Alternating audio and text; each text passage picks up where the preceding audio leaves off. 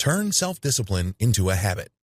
Please understand that really successful people who are very self-disciplined weren't born that way. They made certain choices. One choice is to turn self-discipline into a habit. The good news is self-discipline is just like any other life skill. At first, it's kind of rough because you haven't really focused on it before. In fact, in many cases, you might be operating in fully foreign territory. It's completely new to you. Its language is Greek to you. But as you figure things out through trial and error and by sheer repetition, eventually everything starts to fall into place, and guess what happens? It becomes easier. It's not much different from going to the gym for the first time. If you've ever tried working out at the gym, the first few days are murder on your muscles. How can they not? You haven't put pressure on your muscles before. But as you get used to pumping iron and you go to the gym day after day, eventually your body adjusts. Before you know it, you start developing leaner, bigger, and stronger muscles. The same applies to your self-control and self-discipline. Instead of physical muscles, they are mental and emotional muscles. Still, they operate like muscles. The more you challenge them and put pressure on them, the stronger they become.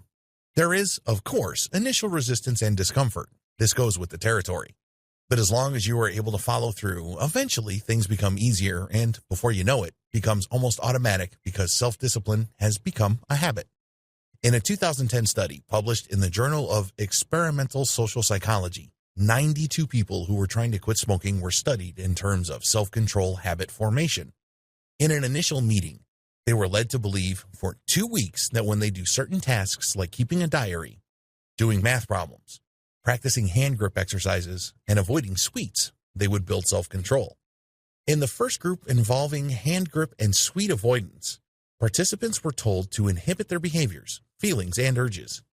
They were told to eat as little sweet foods as possible. They were also given hand grips to exercise their gripping power. For the diary group, people were just told to keep a diary of any acts of self-control they did throughout the period. This was actually the control group.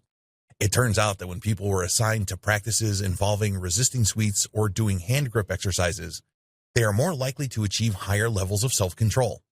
In other words, small acts of self-control can lead to greater overall self-discipline. It becomes a habit. When you apply self-control to small things, they scale up to the larger challenges in your life. Don't think that a little bit of self-control in one area of your life will, in no way, spill over to other areas of your life.